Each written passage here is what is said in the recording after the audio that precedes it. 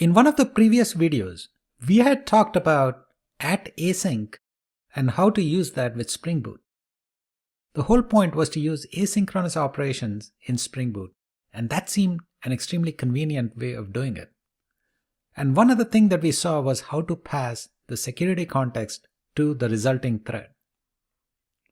But @async is not the only way to spawn new threads. As Java developers, we have the option to start a new thread manually, and we can even use the executor service. There are different ways to actually start a new thread. And there are times when Java developers tend to use mode_inheritable thread locals in order to pass the security context.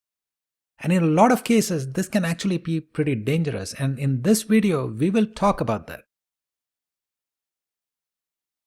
So let's take a typical scenario, and here's a demo controller which has one method called runTasks, which is basically synchronous. Do task 1, do task 2, and the notify systems are synchronous operations within the run task. Now what do we do if we want the notify systems to be asynchronous? What we want to do is start that method but not wait for it to end. We want it to return immediately. We have seen one way to do this. That's to use the @async. So the notify systems method on the right side is marked as @async, and from the demo controller, a call is made to the notify system as if it's a normal method. But of course, we are auto-wiring the async service at the top. And what that does is that you have a proxy, a Spring Boot proxy in the middle, which will do a lot more than just calling that method. But what thread pool is this using? So in order to set that up, we did this. In the configuration, we basically had a method called task executor, which returns an executor. And what's more important is that we actually created a new delegating security context async task executor. What this does is that whenever we submit a task to this executor, it will actually set the security context from the parent thread, then execute the method, and then clean up the security context. And that's the reason why this works very nicely, because we know that the security context is now passed to the async service. So if you imagine this, on the left side, the demo controller run task is running in a user thread, a user handler thread. And on the right side, you have the resulting thread from the pool executing the notify systems method. And the security context is passed from the user handler thread to the notify systems thread. But what if we want to start our own thread? We don't want to use @async. So in that case, let's first look at what Spring provides us. Out of the box, Spring actually provides us with a system property called spring.security.strategy. It has 3 values associated with it. You can set it to mode_thread local, or mode_inheritable thread local, or mode_global. By default, it is mode_thread local. What that means is, when the security context is created on the user handler thread, that will not be available to any other child threads that this user handler thread is going to create. That's not automatically passed. That's because the security context is stored in a thread local object. In the second case, which is inheritable thread local, the security context is stored in an inheritable thread local class. And what that means is that in this case, the security context is automatically propagated to the child thread. And in this case, child thread means a thread which is initiated from the user handler thread. Now this becomes important later on. And the last one is the mode_global. What this means is that the entire JVM would have only one user associated with it. This is not used for web applications. And because of this global security context, it's mostly used in Java desktop applications. So let's forget about that for a second. How do we set the strategy? Whenever we run our Java application or Spring Boot application, we just provide -d spring.security.strategy equal to the actual mode. And we are running with that mode.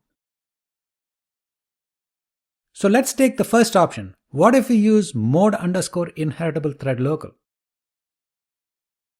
So here's what's happening. On the right side, you have the notify systems runnable.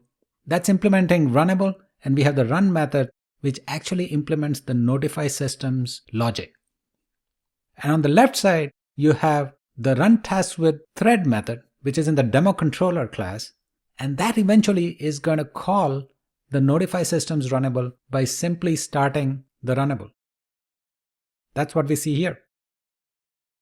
And here note that we are actually starting a virtual thread, but there is no reason why we cannot just start a platform thread. And when we start the Spring Boot application, we would be using spring.security.strategy as mode inheritable thread local. Now with this approach, the security context will be passed to the resulting thread. And the reason for that again is because the security context on the user handler thread, which is the thread on which the run tasks with thread is called, is set on an inheritable thread local, that will automatically be available to the child thread, which is the virtual thread which we are running. So all works well because this is a Java property of automatically copying the inheritable thread local from the parent to the child. That's what Spring is making use of here. But there's another way to do this. Spring also provides what is called as the delegating security context runnable. Let's look at what that is. This is the same example, but this time we are actually going to run with spring.security.strategy as mode_thread local. That's the default. We are not using inheritable thread local. It's the same runnable on the right side, notify systems runnable with the same run method.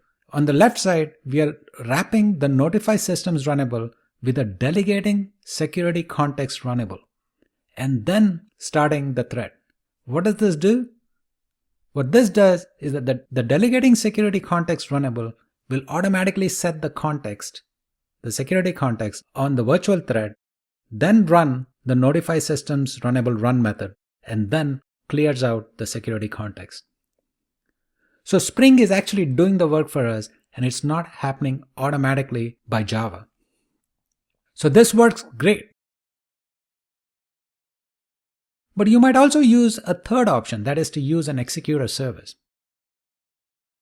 Instead of starting a brand new thread, I want to submit it to a particular executor service. And the way to do that would be to auto-wire the task executor which we already had defined right over here, and then call the task executor.execute.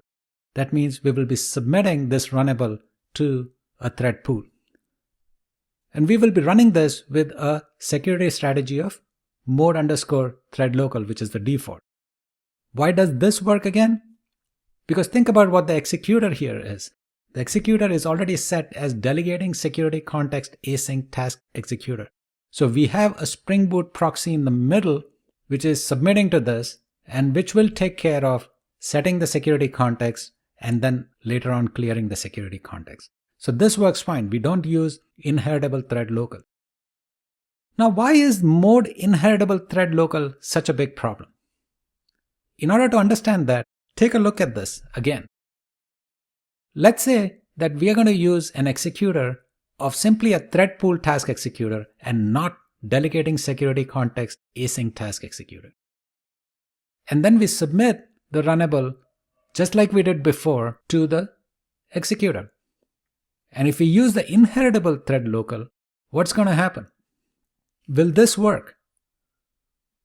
When we actually submit a task to a thread pool, we don't actually know whether the thread which is executing that task is the child thread of the parent or not. Most likely it is not.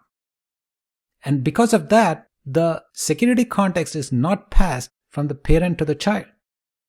But it can also so happen that the thread that is executing this task is in fact a child of the parent.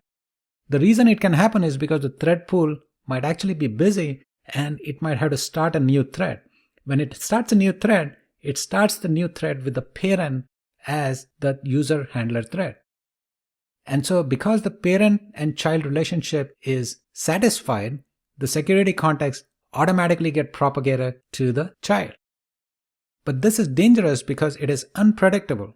And what's worse is that once this security context is passed over to the child, it is actually not cleared, which means that the next task which runs on that thread in the pool will actually be using the security context of a previous user, a completely different user, which might completely mess things up. This actually will lead to a really very hard to debug problems in Java. And that's the reason why we should not use mode_inheritable thread local. The only time it is valid to use mode_inheritable thread local is when we don't use thread pools for any of the asynchronous tasks.